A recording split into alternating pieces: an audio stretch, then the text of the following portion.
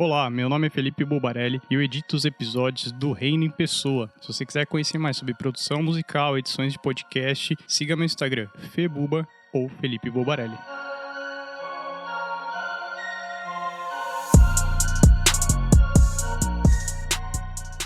Fala comigo, tudo bem? Eu sou o Felipe Gibran. Eu sou o Walter Pinheiro. Eu sou a Pamela Campos e esse é o ORPcast, o podcast do Reino em Pessoa. Antes de iniciar nosso bate-papo, você que nos acompanha, que curte nosso trabalho, nos ajude a seguir fazendo esse rolê. Acesse aí www.apoia.se/ORP e seja um colaborador, uma colaboradora do nosso projeto. Nos pague um cafezinho. Esse recurso é utilizado para fazer as edições, gravações e toda a produção do nosso conteúdo. Esse episódio tem o oferecimento da editora Recriar e da editora Saber Criativo. Sem dúvidas, as duas editoras com os melhores livros de teologia lançados no Brasil. E também da Faculdade Unida de Vitória, o melhor curso de teologia EAD do país, que inclusive nós estudamos lá.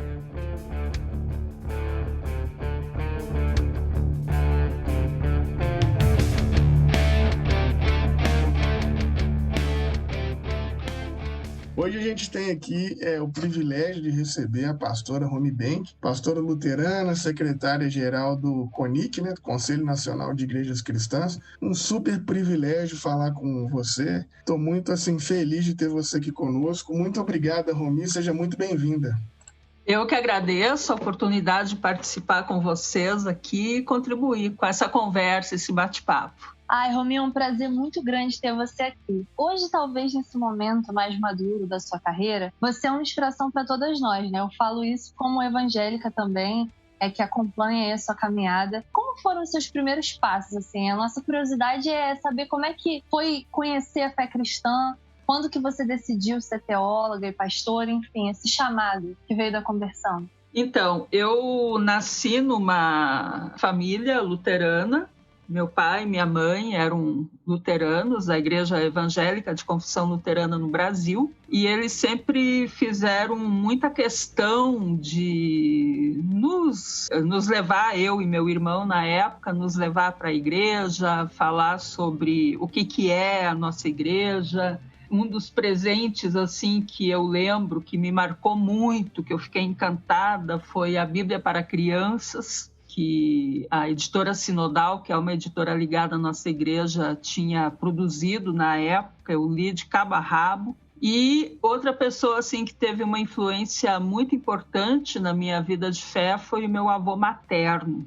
Na nossa igreja, antigamente, em lugares de interior, assim, lugares mais longínquos, que às vezes era difícil ter um pastor, uma pastora, haviam lideranças leigas que poderiam, em casos de emergência, exercer essa função de fazer alguns atendimentos para a comunidade, no caso, sepultamento e assim por diante. E meu avô era um desses leigos, então ele tinha um conhecimento assim, bastante profundo sobre a confessionalidade luterana e sobre a Bíblia, e eu sempre tive longas conversas com ele sobre isso. Foi ele, por exemplo, o primeiro a me passar textos sobre Lutero e assim por diante. E depois, na adolescência, eu me interessei em seguir na trajetória da igreja. Fiz a consulta para o pastor se mulher poderia ser pastora, ele disse que sim. E a comunidade toda em que a gente participava meio que acolheu, ficou orgulhosa e quis participar dessa minha decisão. Então, a partir daí, eu estudei num internato que a nossa igreja tem, numa cidade lá do Rio Grande do Sul, chamada Ivoti, na Escola Evangélica Ivoti. E naquela época, essa escola evangélica tinha um curso de pré-teológico, que as pessoas que queriam ir para a faculdade de teologia passavam primeiro pelo pré-teológico. E eu fiz esse curso do pré-teológico. Só que quando eu finalizei o curso, eu me senti insegura de ir para a teologia. Então, eu até cheguei a me inscrever no exame de admissão da Faculdade de Teologia lá de São Leopoldo, mas acabei desistindo porque eu realmente fiquei em dúvida. Então eu passei 1 ano e meio, 2 anos trabalhando como professora numa escola municipal, e aí depois dessa experiência então é que eu realmente refleti, amadureci, pensei muito, conversei bastante com o pastor sobre as dúvidas que eu tinha e resolvi ir para a Faculdade de Teologia. Já foi em 1992, eu já tinha 22 anos. Gente, que incrível. A gente vai vendo assim, né? Porque hoje, quando a gente olha essa referência que você é pra gente, mas a gente não, às vezes não faz ideia que, como ser humano, qualquer um no início da jornada tem as suas dúvidas, tem suas questões, enfrenta ali suas crises existenciais, né? E isso é muito bom para quem está começando na jornada também, que escuta a gente. Nós temos muitos teólogos, teólogas, assim, no início da caminhada que escuta aqui o nosso podcast, e que essas dúvidas, esses questionamentos são absolutamente normais, né, homem? Quem não passa por eles, né? Agora, só uma coisa interessante aqui, Romi Benck, óbvio, né, não é Maria de Souza Silva, não é o nome brasileiro. Da onde vem Romi Benck? Benck é meu sobrenome, que veio do meu pai, né? É de origem alemã. Nós somos descendentes de uma imigração bem antiga alemã. Foi uma das primeiras imigrações. Meu tetravô foi um migrante, ele era um aventureiro, ele veio para o Brasil num acordo que foi feito entre o governo brasileiro e o governo alemão. Ele veio para lutar na guerra contra o Paraguai. Triste, mas, enfim, é a realidade, né? A gente não tem como esconder a história.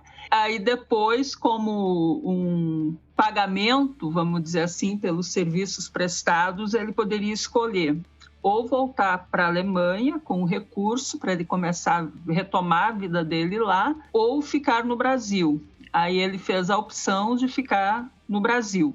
Então, a partir dele é que vem toda a nossa família, que hoje é bem grande. E Romy é uma homenagem do meu pai para uma atriz austríaca, que na época que eu nasci era muito famosa, a Romy Schneider, fez vários filmes assim que gerações do meu pai gostavam e assistiam. Quando eu assisti, casualmente, meu pai e minha mãe tinham assistido um filme com essa atriz e aí eu fui presenteada com o nome dela. Ah, que interessante. É fantástico, assim, essas pegadas da história, né? Eu me interesso muito, assim. Mas como é que foi, assim, para você na década de 90, igual você disse aí, nova, né? Muito nova, com 20 e poucos anos, né? Uma mulher, assim, entrar nesse seminário, fazer teologia, já logo, assim, nesse momento, a gente vivendo aquele surto de pessoas soropositivas, você buscar já trabalhar com esse grupo de pessoas soropositivas. Acaba que, querendo ou não, é uma discussão, né, sobre sexualidade, trabalhar com profissionais do sexo. Como é que foi isso na década de 90? Assim, para uma menina, né, de 20 e poucos anos, nesse nosso Brasil, assim, tão conservador. Aliás, só um parênteses, conservador entre aspas, né, porque a década de 90 é marcada pela banheira do Gugu, né? Uma hipocrisia danada. Mas para falar disso a partir da experiência cristã, não deve ter sido fácil, né? Não foi fácil não, assim, porque, claro, eu vim de uma família conservadora nesses valores, né? Meu pai, minha mãe, enfim, tinha uma família muito tradicional, um modelo patriarcal de família, né? E claro que quando eu fui para a faculdade de teologia lá em São Leopoldo, embora eu sempre fui uma pessoa que li muito, então, sempre uma das características pessoais, assim, da minha personalidade é sempre questionar, é sempre perguntar. Eu acho que isso também foi meu avô materno, um grande influenciador nisso. E também em casa, assim, a gente morava no interior e faltava muita energia elétrica quando eu era criança. E quando faltava a luz, a gente se sentava do lado de fora e ficava conversando. E nós, crianças, a gente podia fazer pergunta, questionar, tanto o pai quanto a mãe e tal. E a gente ficava até altas horas da noite batendo papo. Então, eu tenho como personalidade a coisa do questionamento, assim. Na faculdade de teologia, quando eu entrei, lá em São Leopoldo, nas faculdades Este, haviam muitos grupos de interesse. Tinha o grupo de mulheres, o grupo Marçal, que era um grupo de apoio à causa indígena, tinha grupo de oração, que era do movimento que a gente chama na nossa igreja Movimento Encontrão, que é de uma linha assim pietista. Enfim, vários grupos, assim, não vou me lembrar de todos. E era engraçado que quando nós entrávamos na faculdade, os novatos e as novatas, como a gente chamava, esses grupos faziam tipo um proselitismo, né? Cada um queria ganhar mais novato para o seu grupo. Eu, como não conhecia nada, passei por todos, assim, para ver com qual deles eu iria me identificar. E nesse período também estava na faculdade de teologia o professor Richard Wangen. O Wangen era um professor americano que residia há muitos anos no Brasil e ele desenvolvia um trabalho com o grupo, ele dava aula de aconselhamento pastoral, mas ele desenvolvia um trabalho com o grupo de CUGAPA, um grupo de apoio e prevenção à AIDS, de Porto Alegre. E a partir do Wangen, ele provocou alguns estudantes de teologia de criar algo similar ao GAPA na cidade de São Leopoldo, porque na época São Leopoldo era a cidade com maior índice de pessoas soropositivas e não tinha nenhum trabalho de prevenção, de acompanhamento aos soropositivos. E, naturalmente, esse grupo de estudantes que estava envolvido com o trabalho do Wangen convidou. Eu fui uma das pessoas convidadas, algumas pessoas que recém tinham entrado na faculdade de teologia para fazer parte dessa iniciativa. E eu fui uma dessas pessoas e topei. Queria participar, queria conhecer. E a partir dessa nossa experiência, então, a gente iniciou o ASPA, que é o Apoio, Solidariedade e Prevenção à AIDS. Foi uma organização, a primeira em São Leopoldo, que trabalhou com o tema do HIV/AIDS, DST. Nós iniciamos com a cara e a coragem, a gente não tinha dinheiro, não tinha projeto. Na época, a gente recebia uma bolsa de apoio da própria igreja. A gente separava um valor dessa bolsa de apoio, desse dinheiro, para comprar preservativo e distribuir com o pessoal que a gente atendia, crianças, assim, adolescentes em situação de rua, profissionais do sexo. Recebemos inicialmente o apoio de alguns professores e professoras das faculdades Este, mas a gente encarou, assim, para nós era um compromisso de fé. Realizamos o primeiro Dia Internacional de Solidariedade às pessoas vivendo com HIV/AIDS, que foi um evento marcante em São Leopoldo. Claro que isso no início marcou muito, assim, eu lembro que a gente tinha muitos questionamentos, assim, por exemplo, quando tu encontra pela primeira vez uma travesti, uma profissional do sexo, um cara que é gay, uma mulher que é lésbica, você fica meio... faz uma série de questionamentos, né? E a gente precisa aprender a lidar com os nossos próprios preconceitos, inclusive porque essas pessoas, na época, elas nos questionavam muito, porque elas sabiam que nós éramos estudantes de teologia, então, no início, elas também tinham muita desconfiança da gente, porque achavam que a gente ia fazer um trabalho proselitista. E a gente dizia, não, a gente não quer fazer proselitismo, a gente quer trabalhar com a prevenção, porque a HIV/AIDS é um problema muito sério aqui na nossa região, a gente quer ser solidário. Então, a gente precisou, primeiro, fazer todo um trabalho de desconstrução dos nossos próprios preconceitos e das resistências também das pessoas com as quais a gente queria ser solidária. E na faculdade de teologia, então, a gente levava as experiências que a gente tinha no ASPA, e claro que isso sempre era um tema de muita polêmica, né? Mas o nosso grupo, a gente é amigo até hoje, todo mundo que participou dessa experiência, que foi muito marcante, o nosso grupo também sempre tentava levar a experiência que nós tínhamos no ASPA também para as nossas reflexões teológicas. Então, desde o início, lá nos anos 90, a gente já problematizava essa elaboração teológica patriarcal que não se abre para esses novos sujeitos, né, que sempre existiram na sociedade, mas que hoje conseguem também se organizar e ter suas autonomias e movimentos para apresentar para nós uma demanda com a qual nós ainda não sabemos lidar. Romy, pensando nessa questão de abertura que você está falando aí, quem acompanha seu trabalho sabe que você usa muito a expressão unidade na diversidade, que ela é bem séria, assim. Por muito tempo você estudou e teve vários projetos relacionados ao ecumenismo.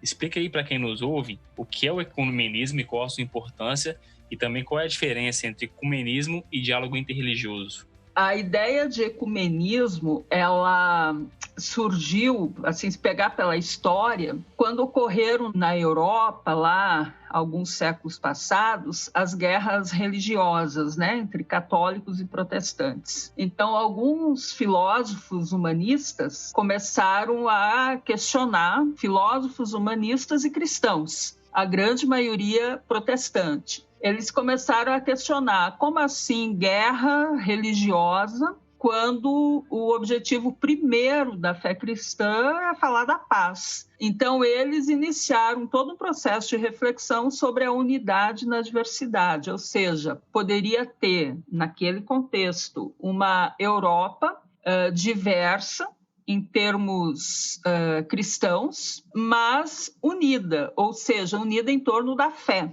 E ali é que vem, então, pela primeira vez, essa formulação da unidade na diversidade, que é o ecumenismo, né? Oikos, casa, menem, comum. Então, a casa comum, nós podemos ser unidos em torno dessa casa comum que nós habitamos. Depois, no contexto da Segunda Guerra Mundial, pulando já alguns séculos, muitas igrejas, principalmente na Alemanha e na Itália, aderiram ao nazismo. Então, a igreja luterana alemã, ela virou uma igreja oficial do Estado nazista. E ali ocorreram vários movimentos de não aceitação dessa vinculação entre religião e política, religião e nazismo, né? Que faziam uma defesa inquestionável da autoridade do Hitler, que dizia que o Hitler era uma autoridade representante que deveria ser obedecida por todas as pessoas cristãs, que a obediência à autoridade é um dever de todo cristão. E naquele contexto, então, surgiu um movimento chamado de Movimento da Igreja Confessante. Existem vários teólogos na época que são expoentes, mas aqui no Brasil o mais conhecido é o Dietrich Bonhoeffer, embora ele não tenha sido o único. E a Igreja Confessante era esse movimento ecumênico, que eram pessoas das mais diferentes expressões do cristianismo que começaram a denunciar o nazismo e os crimes praticados pelo nazismo e também pelo fascismo. Quando acabou a guerra, então, em 1945, no mesmo contexto, no mesmo período, na verdade, da criação da ONU, foi criado o Conselho Mundial de Igrejas. Antes da guerra já tinha toda uma discussão para a criação desse conselho. E o Conselho Mundial de Igrejas já surge orientado pela experiência da Igreja Confessante e pela compreensão sobre, fazendo a pergunta de qual é o principal papel das igrejas. Então, eles compreendem que o principal papel das igrejas é aprofundar uma cultura de paz. E a experiência do CMI também fez toda a crítica, a autocrítica ao comportamento e às alianças com o regime nazista e fascista que foram estabelecidos na Alemanha e na Itália, principalmente. Então, o Conselho Mundial de Igrejas também trabalha a perspectiva da unidade na diversidade e se orienta em duas perspectivas. Uma é fazer uma discussão doutrinária sobre fé e ordem nas igrejas, para a gente tentar buscar os consensos doutrinários necessários, mas um outro braço do Conselho Mundial de Igrejas é sobre a responsabilidade social das igrejas. Então, de como as igrejas podem contribuir para a paz, para o fortalecimento dos direitos humanos e assim por diante. Aqui no Brasil, não só no Brasil, mas na América Latina, o movimento ecumênico surge com essa agenda da responsabilidade social das igrejas. Então, desde a década de 50, igrejas protestantes, expoentes da igreja protestante, iniciaram com toda a reflexão ecumênica aqui na América Latina, e essa reflexão se deu muito na perspectiva da responsabilidade social das igrejas. Então, a nossa agenda ecumênica aqui, nós temos essa perspectiva também confessional, doutrinária, dogmática, mas o que mais se destaca aqui é justamente o que a gente chama de um ecumenismo por direitos, que é nesse ecumenismo que eu também desde sempre me vinculei e me considero uma militante. E a diferença do ecumenismo para o diálogo interreligioso é que se estabeleceu, por uma questão de origem, que o diálogo ecumênico é entre igrejas. E o interreligioso é de igrejas com religiões. Então, por exemplo,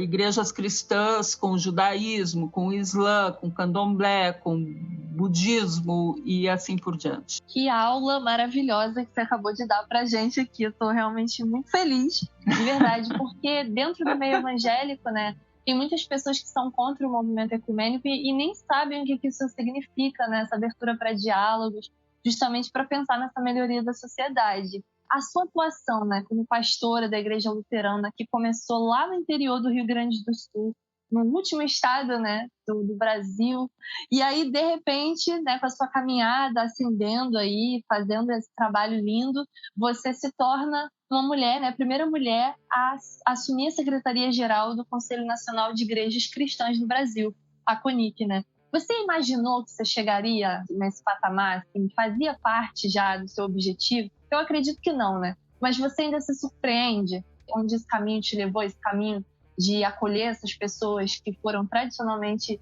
marginalizadas pelas igrejas, e as pedras também, né, que você deve com certeza ter recebido por proteger, por estar ali disponível a ouvir essas pessoas. Como é que foi esse processo? Então, eu não esperava, óbvio, porque nunca tinha pensado.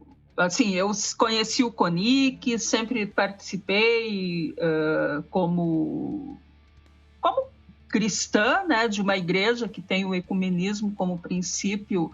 Sempre participei do CONIC, lá onde eu estava, da Semana de Oração pela Unidade. Quando eu era estudante de teologia, nós criamos um movimento ecumênico de estudantes de teologia. E lá no Rio Grande do Sul, nós éramos responsáveis por preparar um dos dias da Semana de Oração pela Unidade. Então, eu sempre participei disso. Agora, de chegar na Secretaria-Geral do Conselho Nacional de Igrejas, isso nunca esteve colocado no meu horizonte. Assim, eu nem me passava pela cabeça, até porque eu tenho essa trajetória muito vinculada com direitos humanos. Então, eu também sabia que no CONIC, provavelmente eu não teria o perfil, vamos dizer assim, apropriado para ocupar essa função.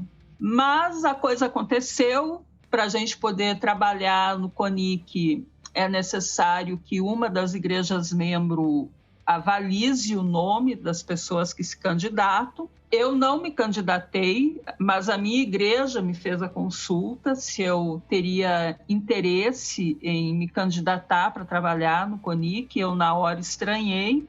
Na época, minha mãe estava muito doente, eu estava cuidando dela. Eu disse que eu não poderia me candidatar por causa dos meus compromissos familiares. Foi feita uma seleção de uma outra pessoa, eu me desliguei completamente disso, só que essa outra pessoa teve um problema, tinha feito outra seleção em que ela passou e ela optou pelo outro trabalho. E aí a vaga reabriu e a igreja novamente me fez a consulta. Nesse meio tempo, infelizmente, a minha mãe faleceu. Aí eu disse, bom, se vocês confiam em mim, se vocês acham que eu tenho condições de desempenhar esse trabalho, então eu me coloco à disposição.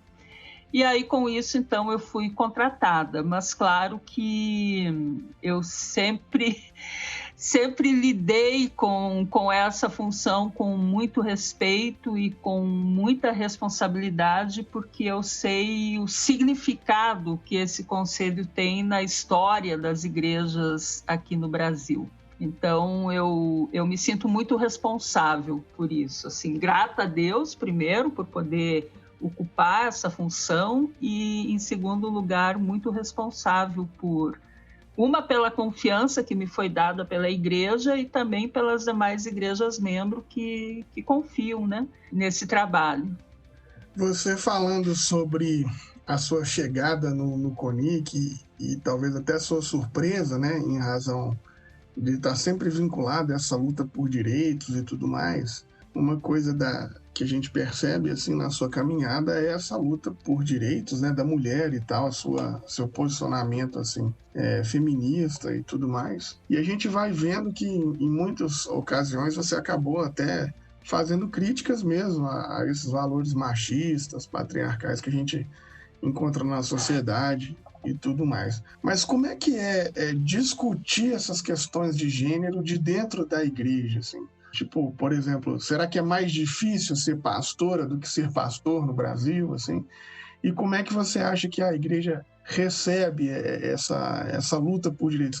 O que para nós seria o óbvio, né? A gente vai vendo que nem sempre o óbvio é tão óbvio assim nos ambientes hegemônicos, principalmente nesses, né, eclesiológicos. Então, como é que é essa luta pela voz, pelo direito das mulheres no ambiente assim eclesiológico, né?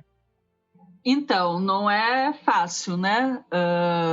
Inclusive em igrejas como a minha e outras, né, que ordenam mulheres, esse é sempre um tema tenso, e ainda mais num contexto político, social que a gente tem hoje, em que parece que as pessoas perderam completamente, como é que eu vou dizer assim, perderam completamente, não é nem a vergonha, é mais do que a vergonha, a palavra não está me ocorrendo, assim, elas não têm uma restrição de se mostrarem misóginas, né? Então, a misoginia está solta na sociedade. O ódio às mulheres é realmente muito visível. Eu li ontem o artigo da Lola Abramovich sobre aquela menina que era uma jogadora, uma gamer, que foi assassinada, e é incrível, o jovem que assassinou ela deixou um diário escrito e assim um diário carregado de misoginia. Então, quer dizer, a cultura misógina faz parte da realidade brasileira e as igrejas, elas refletem também os valores que estão na sociedade. A teologia cristã, ela foi elaborada em cima de uma base patriarcal, inclusive porque a região de onde veio o cristianismo é uma região em que o patriarcado era a cultura dominante, e isso se perpetuou ao longo da história. Agora, na nossa faculdade de teologia, nós tínhamos a cadeira de teologia feminista, que era dada no segundo semestre e no terceiro, se eu não me engano. É claro, por exemplo, eu, quando fiz a cadeira de teologia feminista, no início eu era cheia de restrições, porque eu vinha desse ambiente conservador também, mas essa experiência no ASPA também me fazia questionar, então eu vivia exatamente aquele conflito daquilo que eu tinha aprendido a ser em casa, das coisas que eu estava desconstruindo, aí uma cadeira de teologia feminista que falava, que questionava a forma como a gente lia a Bíblia, isso aí mexeu muito. Agora, a partir do momento em que eu entendi e a partir do momento em que eu compreendi os questionamentos da suspeita da hermenêutica feminista, então eu entendo assim que a partir disso não tem outra forma de viver a fé em Jesus Cristo sem questionar o patriarcado que forma também a nossa tradição. Eu sempre tenho uma compreensão assim de que a dúvida e o pensamento crítico são primos irmãos da fé. A fé é algo que está em permanente construção, e ter dúvida em relação à fé, ter críticas em relação ao que se faz com a fé é sempre fundamental, até porque, assim, na nossa tradição, a gente compreende que fé é graça de Deus, né? Mas eu, como ser humano, eu sou extremamente limitada, eu tenho equívocos e etc. Então, eu não acredito que a fé que vem de Deus seja uma fé eivada de ódio, de discriminação. Acho que às vezes Deus nos dá a fé em contextos de extrema contradição, que a gente é levado a confrontar os nossos valores, em confrontar as nossas limitações, inclusive para poder crescer e se desenvolver e amadurecer como pessoa crente.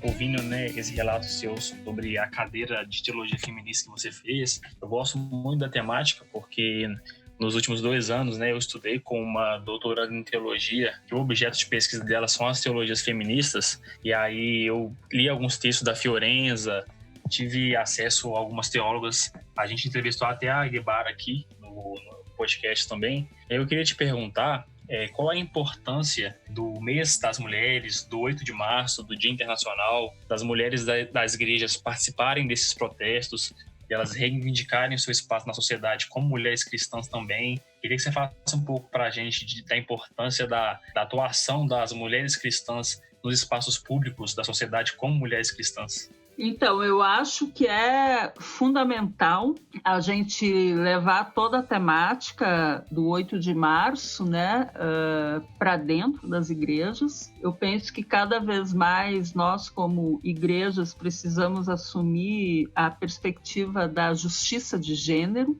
porque a violência contra mulheres, ela não acontece fora da igreja, ela acontece nas nossas comunidades. Existem muitas mulheres que são ativas nas nossas comunidades de fé e que em casa sofrem violência. E muitas vezes a igreja se torna meio que uma válvula de escape. E aí eu penso que a gente tem um compromisso com essas mulheres. E fortalecer o protagonismo de mulheres cristãs na sociedade é fundamental, inclusive pelo seguinte, porque muitas das pautas vinculadas a políticas públicas para mulheres que têm sido atacadas, né?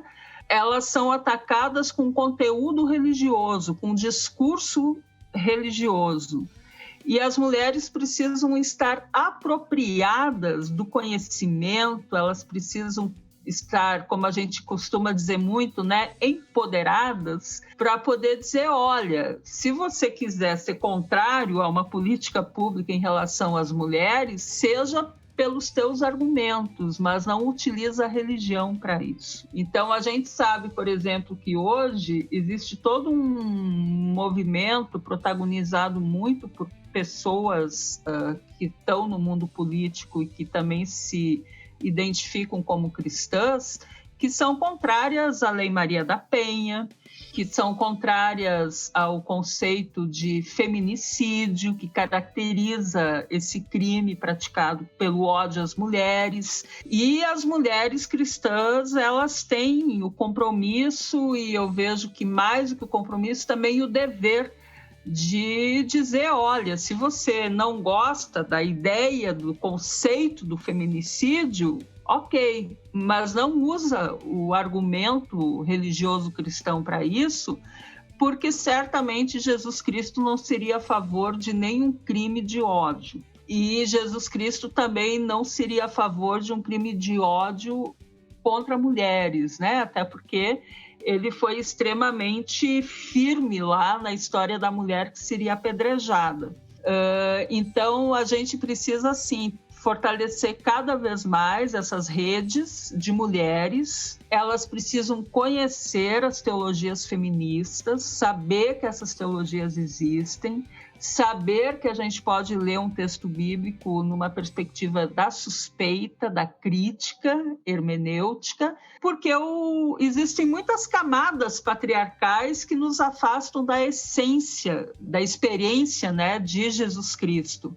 E a gente precisa ir raspando essas camadas para chegar no núcleo da nossa fé, que é o amor, que é a solidariedade, que é a compaixão e assim por diante. Romy, eu fico pensando assim, como que deve ter sido maravilhoso ter esse privilégio, né, de estar lá na sua faculdade e ter a possibilidade de estudar uma teologia feminista no seu seminário teológico. Você deve ter reparado isso, porque você é dessa área. Teve um boom de seminários teológicos crescendo no Brasil, né? Eu acho que a maioria das igrejas, principalmente daqui do Sudeste, do Sul, tem oferecido muitos seminários teológicos, às vezes nem ligados ao MEC, nem nada, mas as pessoas da comunidade estão se interessando em fazer teologia. E eu fico pensando também como que foi você conseguir conciliar teologia feminista, né? Por si só já é um movimento muito ousado, porque a gente que vive nesse meio de feminismos, né? Eu não sei acredito que o seu feminismo seja um feminismo inclusivo, claro. E aí eu fico pensando como que é lidar com pessoas de vertentes, por exemplo, feministas mais radicais, que não entendem como é possível uma mulher cristã, por exemplo, se declarar feminista se ela vê a religião como uma amarra patriarcal. Como se a gente não tivesse o direito de reivindicar esse título por a gente estar professando uma fé que tem essa perspectiva, né, patriarcal, como se o mundo do Ocidente não tivesse essa lente também. Eu queria que você falasse um pouco disso, se você sofreu esse tipo de retaliação fora do meio da igreja, assim, já no ambiente mais acadêmico, dos movimentos políticos. Como é que foi lidar com isso tudo? Então, essa pergunta é muito, muito boa e muito interessante, porque sim, tem muita resistência, muito preconceito. Primeira pergunta é: como assim uma mulher cristã ser feminista? Né? Como se não pudesse, como se o ser feminista significaria automaticamente ter que renunciar à religião.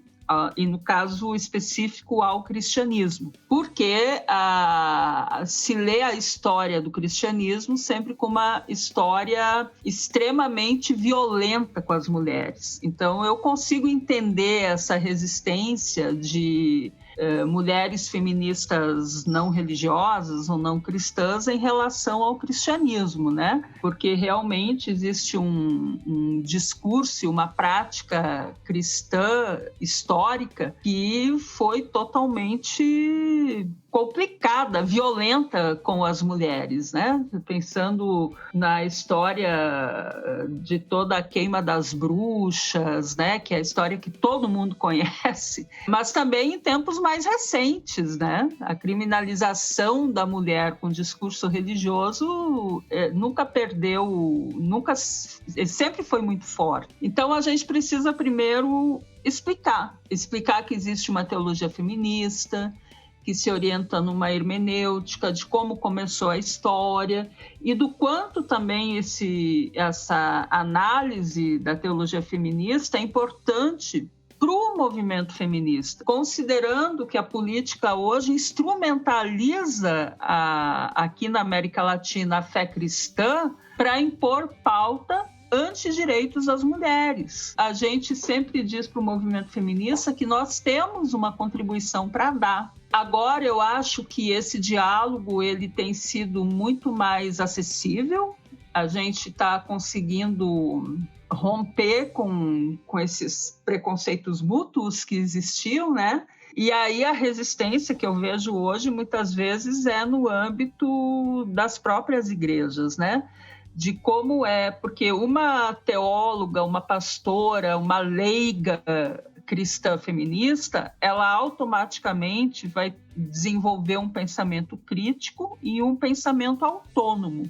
E aí a pergunta também é até que ponto as próprias igrejas e comunidades estão preparadas para lidar com mulheres teólogas que têm um pensamento autônomo. Então, qual é a nossa autonomia como mulheres para elaborar conhecimento teológico também no âmbito das igrejas? Isso hoje eu compreendo que é o maior desafio. Eu já participei de encontros assim na área de direitos humanos, em que, quando fui apresentada como pastora, as pessoas começaram a vaiar.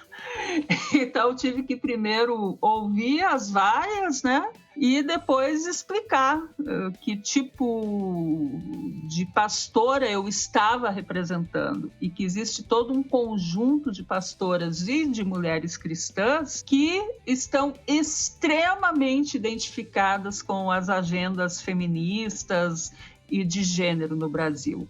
Então, isso ainda, apesar de ser uma elaboração que não é recente, mas aqui no Brasil isso ainda é uma novidade. Eu acho que também por isso a resistência de muitos movimentos. Então, Romy, pensando nesse Brasil que a gente vive, esse Brasil conservador, de maioria cristão, e os evangélicos têm uma grande participação na política, recentemente vocês tiveram uma ideia brilhante da pedida da saída do presidente do Brasil, do Bolsonaro. Como que surgiu essa ideia do pedido do impeachment? Como que vocês conseguiram o apoio das igrejas e dos pastores? Ela nasceu, a ideia desse pedido de impeachment surgiu de uma forma bem, como é que eu vou dizer assim, despretensiosa. Foi um colega nosso, que é pastor numa periferia aí de um determinado estado, que estava muito angustiado com a situação da pandemia e vendo o sofrimento das pessoas, principalmente das pessoas mais pobres, que não têm recurso. Esse colapso na saúde pública que a gente está vendo, a gente já previa, né? Qualquer pessoa com o mínimo de capacidade de observar o contexto brasileiro sabia que esse colapso iria acontecer. E ele, então, foi a pessoa que conversou com outras pessoas, eu fui uma delas, dizendo, olha, eu tive uma ideia aqui, a gente tem que fazer alguma coisa pelo Brasil, e eu pensei que a gente poderia encaminhar um impeachment de evangélicos pedindo o impeachment de Bolsonaro, porque foram os evangélicos que colocaram Bolsonaro no poder, são os evangélicos que tiram o Bolsonaro do poder. Foi essa frase que ele me falou. Eu, particularmente, nunca gostei, por mais que existem alguns dados aí que digo, mas eu nunca me associei firmemente à compreensão de que só os evangélicos elegeram Bolsonaro. Porque existe também uma base católica romana muito fiel ao Bolsonaro. Então, eu prefiro fazer uma análise do papel da tradição cristã na eleição de Bolsonaro. E eu falei isso para esse meu amigo, eu disse, olha, eu acho que só evangélico não, tem que ser mais amplo, porque assim, vamos só nós carregar essa responsabilidade nas costas, sabendo que não somos só nós os responsáveis por isso. Nesse meio tempo, uma liderança nacional de uma das igrejas membro do CONIC mandou um WhatsApp também dizendo, olha, eu acho que nós precisamos criar uma frente ampla cristã contra o Bolsonaro. E aí essa ideia foi amadurecendo. Uma outra amiga fez um contato com a BJD para ela escrever, para ver se a BJD, o que eles avaliavam, o que eles achavam dessa articulação. E eles falaram, genial. E se vocês quiserem, a gente escreve a peça. Então, a partir disso, a gente compreendeu que deveria ser um pedido de impeachment católico-evangélico, por sermos os dois campos que representam o cristianismo no Brasil, os majoritários, e que a peça do impeachment deveria ser a antipolítica em torno da pandemia conduzida pelo atual governo. E foi isso que aconteceu. Toda a peça de impeachment, ela está bem focada nesses desmandos, nesses absurdos, nessa intencionalidade política do governo de não proteger a população brasileira na pandemia. E aí a gente começou a fazer a coleta das assinaturas. São assinaturas individuais, são pessoas cristãs que firmam o pedido. Então, inicialmente foram 380 lideranças religiosas das mais variadas igrejas. E aí algumas instituições optaram por assinar institucionalmente. Então, das instituições que firmam institucionalmente está o CONIC, que compreendeu que deveria assinar porque muitos membros das igrejas vinculadas ao CONIC assinaram. Então, eles disseram, vamos assinar. É um dever histórico nosso. Câmara dos Bispos, da Igreja Episcopal Anglicana, assinou também.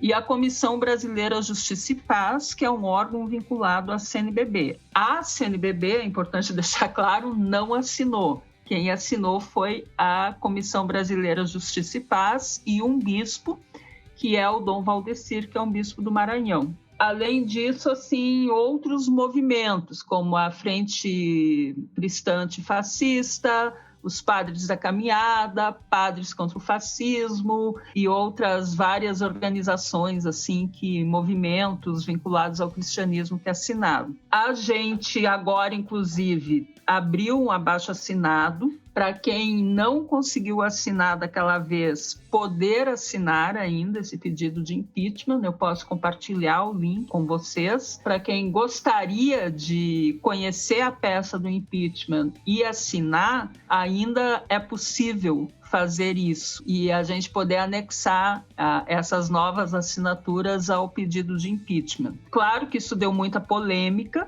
né? Parte dessa polêmica impactou diretamente na campanha da Fraternidade Ecumênica, mas a gente acredita, sim, que considerando a seriedade do momento histórico, do momento político que a gente está vivendo, não nos cabe a opção de ficarmos quietos. Então, esse é um gesto real e concreto que a gente faz de que nós não estamos de acordo com tudo o que está se passando no nosso país. Querido, o papo está maravilhoso, mas a gente vai encaminhando aqui para o final, né? Recordando aqui o início aqui do nosso bate-papo, você falando sobre o próprio nascimento do CONIC, tá falando aquele, sobre essa questão do apoio que as igrejas deram, né, ao fascismo, né? Lá na Alemanha, lá na Itália e tudo mais. E a gente vai percebendo que, lógico, em outro viés da história, mas que, infelizmente, aqui a gente ainda vai tendo, né, fácil e bem dito por você, parte da igreja, né, porque não é toda, existem aqueles ainda que estão na luta, inclusive, né, lutando contra esse governo de morte, mas parte da igreja abraçando, de fato, assim, esse governo, né. E eu não sei, a gente talvez ficar até pensando sobre os motivos seja até uma bobagem, né? Até uma discussão assim de sexo dos anjos, mas a ideia que me passa é que essa tal dessa pauta conservadora, essa pauta fundamentalista que aparentemente esse governo traz, é o que cria uma atração na igreja, alguma coisa assim. Então, pensando do ponto de vista da igreja, será que ela ainda, brasileira em específico, ela ainda é muito imatura, ela ainda é muito... sei lá, eu acho que imatura é a palavra mesmo, para conseguir entender a diversidade, a pluralidade que é a vida. Como é que você enxerga assim, a igreja diante desse governo, diante desse abraço a esse fascismo velado que a gente tem aí no bolsonarismo? E se você enxerga algum viés, algum fio de esperança para a igreja brasileira, né? Então, a pergunta que eu sempre me faço é o que é que se ganha apoiando as políticas desse governo, porque agora, com a liberação da posse de armas, né, do porte de armas e compra de munição, bom, não existe nada mais anticristão do que essa lei. Assim como não existe nada mais anticristão do que as pessoas não terem leito de UTI quando nós temos um sistema universal de saúde, que é o SUS. Quer dizer, um governo que não está voltado para o bem comum. É isso que é, assim, para a sociedade brasileira sobreviver, é necessário interromper esse governo, né?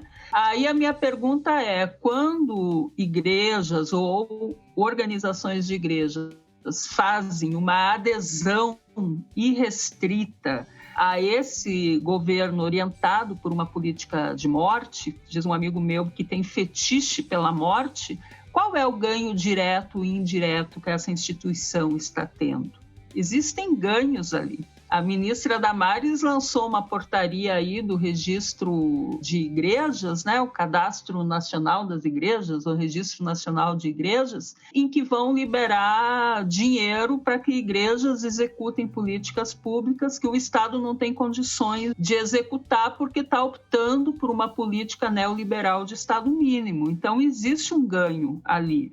E aí a minha pergunta é, será que faz sentido se aderir, se orientar só pelos interesses financeiros, quando isso significa uma traição ao próprio Evangelho? E aí a minha esperança é que também nesse contexto tem surgido um conjunto de movimentos, que eu digo sempre de movimentos periféricos nas igrejas e de igrejas que dizem, olha, nós não concordamos com isso, nós não aceitamos que a nossa fé seja atrelada a um governo orientado para a morte de pessoas e para a morte do meio ambiente. Então, eu tenho muita esperança nesses movimentos, que são formados por pessoas leigas, por pessoas das mais diferentes tradições, que já é um movimento ecumênico de base e que se articula em torno dos direitos humanos e da defesa do meio ambiente, da justiça ambiental e que está a fim de refletir esses novos temas. Essa é a minha grande esperança, que existem muitos movimentos com esse formato, principalmente nas periferias das grandes cidades. Rony, me conta pra gente, assim, o que você tem lido ultimamente, quais são os filmes que você tem visto, as indicações que você tem, seja de teologia feminista, leituras mesmo, romances pra gente dar, né, até uma acalmada nesse período que está pesado demais. Divide com a gente as suas referências, por favor. Então, agora, nesse exato momento, eu estou lendo um livro que chama Guerra pela Eternidade, que é de um antropólogo que faz uma pesquisa sobre o Steve Bannon e toda essa formação de extrema-direita que tomou conta de vários países do mundo e a articulação desse movimento com o próprio governo Bolsonaro. E estou indo atrás de um outro livro de um teólogo espanhol, o José Luis Tamayo, que é um livro que chama La Internacional del Ódio. Infelizmente, esse livro não está traduzido ainda aqui no Brasil, e eu estou procurando ele em espanhol mesmo, em editoras fora, mas por enquanto ele está muito caro. Mas é um livro que eu estou muito interessada de ler e que eu acho que nós todos deveríamos ler, porque ele aborda muito o caso do Brasil. Esse é o tema assim, que nos últimos tempos tem me mobilizado. E de filme, tem uma série na Netflix que chama Nos Caminhos do Senhor, que conta a história aí de um pastor na Dinamarca e todos os seus conflitos relacionados a exatamente esses assuntos sobre os quais a gente está conversando. Incrível, incrível. Eu não fazia ideia dessa série da Netflix, uma ótima referência. Procura, é muito boa. Mexe muito, mas vale a pena assistir.